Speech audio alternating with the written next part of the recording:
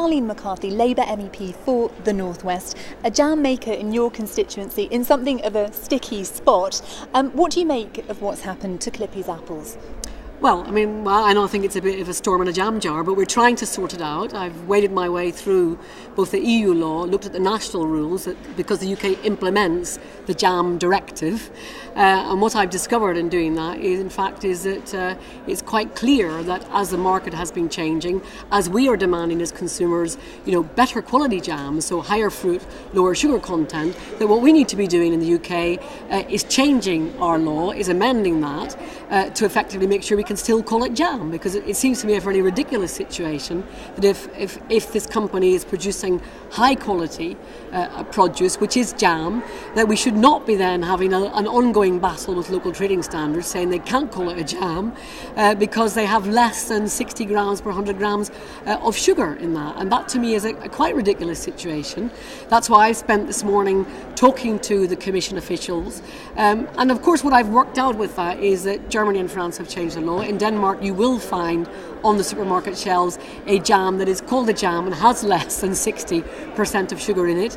And I've now written to Caroline Spellman as the Secretary of State for Agriculture and for Food to say that I want the UK now to avail itself of this so-called escape clause to help my local business. I've also written to the Commissioner today saying basically that I want the UK to be able to use this. But there isn't a problem to use it because other member states have used this flexibility clause to effectively say you can still call it a jam even if it has less than that amount of sugar. But you have to request it, and of course the Commission will agree to that.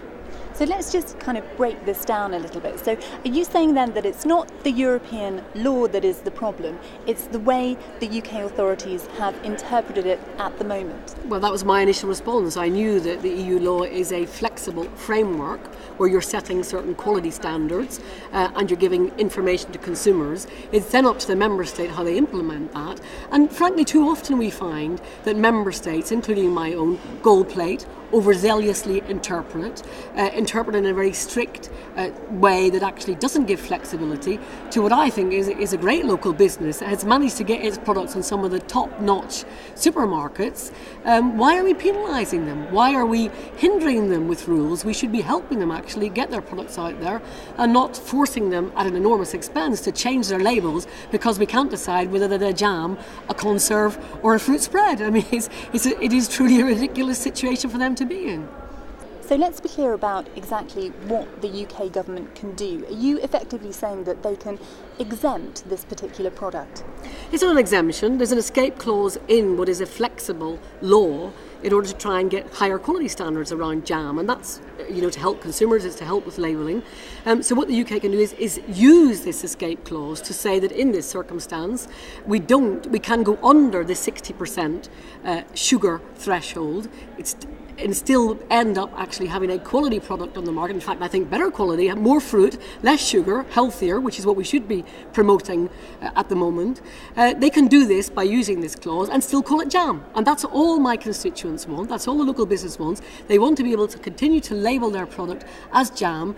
The legislation, the EU law allows them to do that. It's UK red tape and trading standards hindering them from being able to do that. And that I'm going to sort out by making sure the Commission enables that, and I'm also going to make sure that the UK government and the Minister request that so that we can support local business. We need to be supporting them at a time of economic downturn, not hindering them with additional UK red tape that actually is not required in the EU law.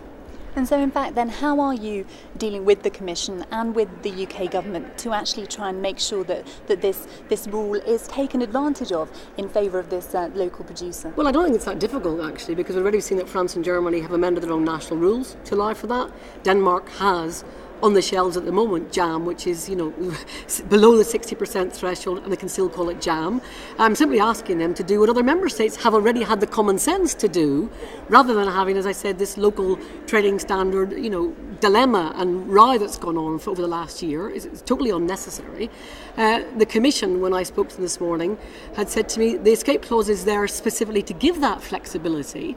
And it's up to the member states simply to use it and request it. And I didn't have the feeling that it was going to be a problem. So, we just need to get on with it now and make sure that this local business gets out of the current dilemma they're in, and they can label their products as jam, because they do qualify as a jam under the current EU rules.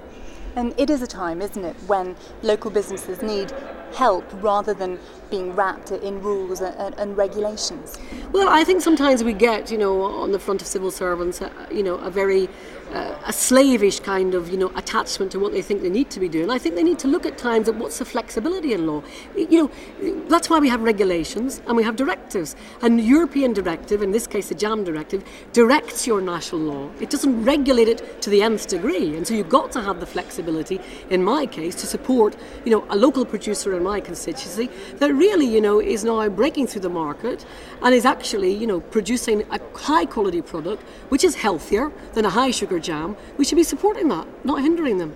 And how do you think it leaves this local producer feeling to have produced a product that is being used in some major retailers only to come up against this kind of red tape? Well, I spoke to them this morning, and I said to them I was going to take up the issue and I would solve it for them, and sometimes it takes time. They felt that they had been left in a jam, no man's land, that they didn't really know where to turn because they thought, well, we're not a jam, we're not a conserve, we're not a fruit spread, so what are we? And from my perspective, I think they're very clearly a jam, a high quality jam, and the law is there to help them. The EU law can help them. The national law needs to reflect that flexibility to enable them to continue to label their high quality product as a jam and to continue to sell it in high retail outlets, like Ocado, Waitrose, Harvey Nichols, etc. That's where we want our local producers to be, making money, creating jobs in the local community. We don't want to be hindering them with red tape and bureaucracy from UK civil servants, in this case not from EU civil servants.